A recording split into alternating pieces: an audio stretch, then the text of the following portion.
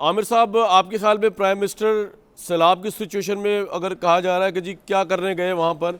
اور حاصل وصول کچھ نہیں ہونا، تو اس کو پاکستان کے لیے کیا ہے وہاں پہ جو وزٹ کرنے گئے ہیں وہ، اور آپ پوری سچویشن کو کس طرح دیکھتے ہیں پاکستان کے لیے بھی اور خطے کے لیے بھی؟ امریکہ کی پوزیشن کیا ہو گئی ہے؟ ویک ہو گئی ہے، اسٹرانگ ہو گئی ہے سارے معاملے میں؟ زبیر صاحب کو ذرا ویڈیو لنک پہ لے لیں بھائی۔ اصل میں ہم ذہنی طور پہ ہر وقت تیار رہتے ہیں کہ حاصل وصول ہی ہونا ہے۔ نمبر 1 یہ وزٹ سولیڈیرٹی کے لیے تھا کہ قطر ہمارے ساتھ کھڑا رہا،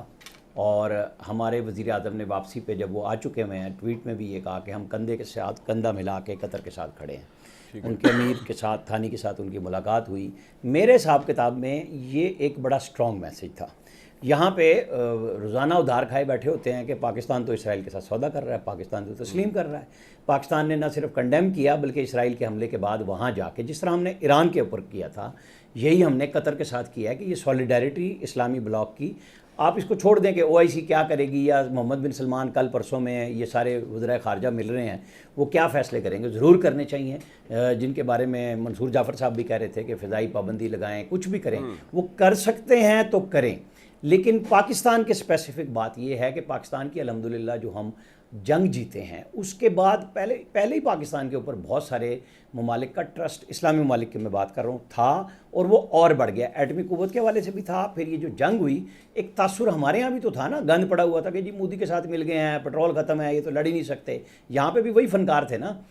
جو انٹرنیشنلی بھی آپریٹ کرتے ہیں، تو ہم نے تاثر بھی تباہ و برباد کیا، اور انڈیا کا معاملہ بھی سیٹ کر دیا کہ کیا ہے۔ اس سے میں آپ کو بتاؤں، یہ جو اسرائیل کی ٹیکنالوجی یہاں یوز ہوئی ہمارے پاس پاکستان کے اندر، انہوں نے ڈرون میں ڈالے، ہم نے ان کے پائلٹس دیکھے، ویڈیو میں وہ موجود تھے، وہ پوری طرح اس جنگ میں اسرائیل انوالو تھا۔ ہزیمت کا سامنا انڈیا کو نہیں، اسرائیل کو بھی کرنا پڑا ہے۔ جیسے وہ بات ہوتی ہے نا کہ جی رافیل جو گرایا تو وہ فرانس کا اکیلے کا نہیں تھا، پھر رشیا اکیلا نہیں تھا، اس میں اسرائیل، اور ہم نے ان کی بہت ساری ٹیکنالوجی جو ڈرون کی تھی، ہم نے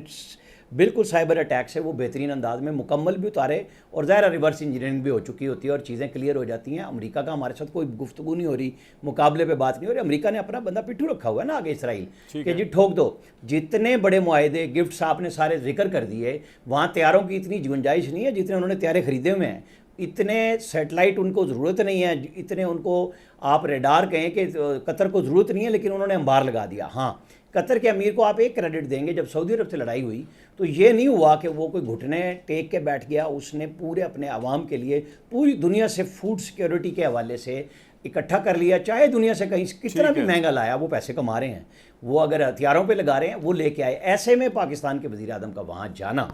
ڈیفنس کے اوپر ہم کئی دفعہ ان سے ہماری بات چیت کئی سالوں سے چل رہی ہے مختلف چیزوں پہ، چاہے وہ مشاق تیارے ہوں یا ڈیفنس کے اوپر۔ میرے خیال میں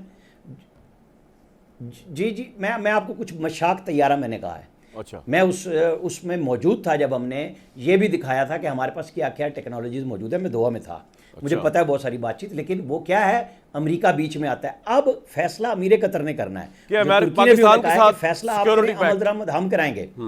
ایک منٹ سنیں نا، ترکی نے کہا ہے کہ پہلے فیصلہ قطر نے کرنا ہے کہ کیا کرنا ہے، ہم آپ کے ساتھ کھڑے ہوں گے، اور پاکستان بالکل کلیئرلی کھڑا ہے اس معاملے میں۔ جو خواجہ آصف کا بیان تھا جس کے اوپر وہ، اچھا میں آپ کو بتاؤں، خواجہ آصف واحد وزیر ہیں اس وفاقی کیبنٹ کے جو غزہ کے اوپر مسلسل دنیا بھر میں جتنی چیزیں اسرائیل کی مذمت پہ آتی ہیں یا نسل کشی پہ آتی ہیں اس کو ری ٹویٹ کرتے ہیں، اس کے اوپر تبصرہ کرتے ہیں۔ وہاں ان کا بھی جانا، شیخ جو امیر ہیں قطر کے، ان کے ساتھ یہ گفتگو، یہ میسج بہت سٹرونگ میسج گیا آپ کو۔ اس سر یہ آپ نے بڑا امپورٹنٹ پوائنٹ دیا۔